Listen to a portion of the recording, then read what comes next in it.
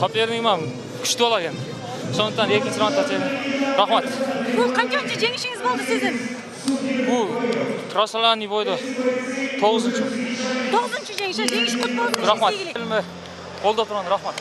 Жана сізге дағы бір сұрақ бар екен. Бұға чейін битва ойнапқа қатысқансыз. Қанша күн бұрын өтті бе осы? 2 күн бұрын, не жаңыз? 3 күн бұрын. 3 күн бұрын. Москвадан ұшып келді бойға. 3 күн бұрын бір бой, бүгін де бір бой. Қандай болды осы физикалық жақтан? Şu Allah'ın varken Kırgız elім ата-енеме рахмат айтамын. Бірақ бүгінгі кештің мықты нокауты сізде болды. Құттықтаймыз. Жеңісіңізбен.